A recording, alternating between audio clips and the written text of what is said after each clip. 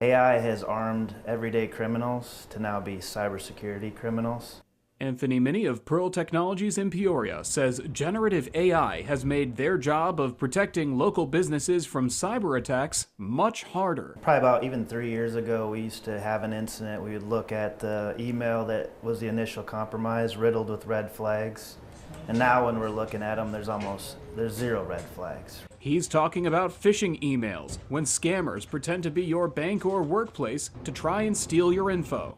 Now, according to Minnie's partner Dave Johnson, cyber crooks here and abroad can make more convincing messages. I don't have to speak the language. AI will actually take my phishing email and convert it to whatever language I want to target. And as members of an FBI partnership program called InfraGard, they've also seen more insidious scams. Grandpa, help me. If I don't get $10,000, something bad's going to happen to me. That's the grandparent fraud, which Johnson and Minnie say has hit Peoria's senior community. We take a picture off the internet. We record some of their voice because they've been on TikTok or on something where we can capture their voice, and then we can combine those two and make them appear to say anything we want them to say. The ultimate goal, get them to send money for the freedom and safety of their relatives. It looks like my grandchild, it sounds like my grandchild, it must be my grandchild. And it really is easy. Here's an AI clone they made with permission of Peoria radio personality Greg Batten. It took them less than an afternoon. Today I am announcing that I support Dave Johnson for President of the United States. He is smart, handsome, and never clicks on attachments or links. So what can we do about all this AI flim-flammery? We have to make sure that we are one step ahead of these scammers. We have to make sure that there's legislation there that will protect people because this is their way in. The scammers who are thousands of miles away in a different country, this is their way into your life.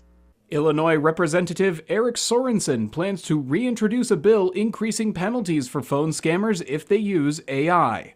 But according to a bill tracker by Policy Institute The Brennan Center, most other regulations are still in committee. That means learning truth from tech falls to us. And I found just the guy to learn from.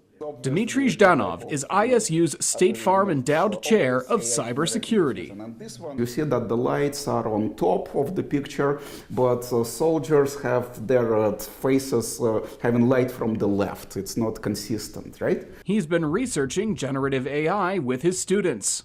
Hands are very poorly defined, especially right hand over here. You cannot tell apart fingers at all. What image generation model is doing, dealing with text, it treats each letter as an image. So as you noticed, yes, it doesn't always reconstruct the font, right? It's like a magic trick. Don't look where the magician wants you to look. Instead, look for gibberish in the background. Look for straps on a bag that don't connect. Look for hands or fingers coming from nowhere. It's just a generic man eating pizza, so a couple of things come up here, right? So first of all, he's obviously not biting the pizza, he just moves it in and out of the mouth. And second, as we talked about before, look at the posters, right? So one says pizza. Yep, and Pizza. Yep. But for all this detective work, Zhdanov says it's no good if we don't also understand what users posting AI tomfoolery are trying to say or accomplish on social media. Do you know or do you realize that someone is trying to manipulate you? And usually this comes up in emotional engagement, right? So does it make you mad or something like that? And pressure to act, right? So if someone says, you need to make decision in the next 10 seconds, probably someone is trying to trick you, right? So good rule is always to stop, disengage, and think about it. And wouldn't you know it, that's the same thing Johnson and Minnie recommended when on the other end of a suspicious call or text. You get a text that says, click on the link here, there's been $10,000 put into your bank account. Don't click on the link.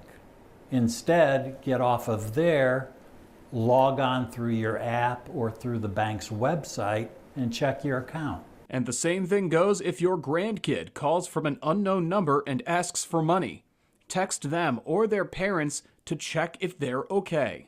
The big picture here is that AI has given people new tools to get what they want from others, whether that's clicks on social media, a political response to misinformation, or the money of an unsuspecting victim. Or a little check to see if you were paying attention.